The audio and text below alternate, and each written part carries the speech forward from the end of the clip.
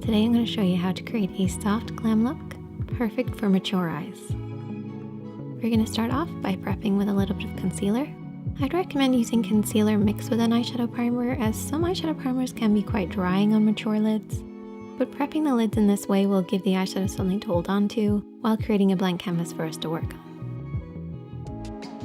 I've chosen these 4 eyeshadows to create this look, and I'll talk you through each one that you need.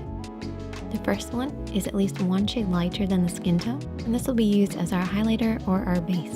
We then have a contour shade, which should be at least 1 shade darker than the skin tone. Then we have our mid-tone or transition shade. This should be somewhere in between our contour and our highlight. And then we have our 4th shade, which is a highlighter.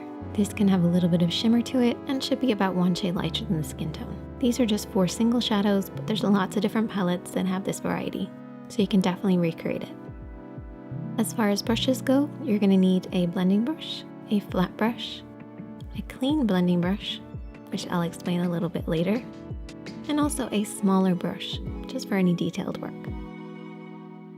We're going to start off with the blending brush and our mid-tone. We're going to apply this in the crease of the eye, stopping underneath the brows. Now for mature lids or hooded eyes, you want to make sure that you really work your mid-tone into that hooded area.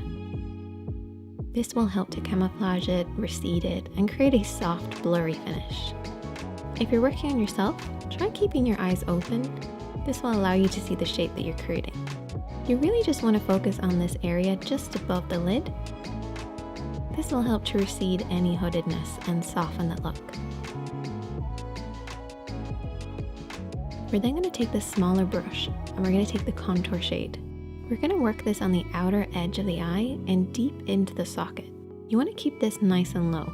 Your mid-tone is always higher than your contour, so keep it underneath this line, working on the outer edge of the lid. You also want to make sure you're keeping within the lines. Don't worry if you've gone outside them, because you can always clean it up afterwards. But using the edge of the nose, eye, and brow as a guide, you want to blend in from this point. This will just make sure you get that nice, soft, lifted appearance. We're then going to take the clean blending brush. What we're going to do is blend over everything that we've already applied. This will soften out any harsh lines. And you're not going to apply any eyeshadows with this, you're just blending with whatever's already there. By using a clean blending brush, you're going to stop that muddy appearance that can happen. Try holding the brush really far down the handle and just softly sweep over everything.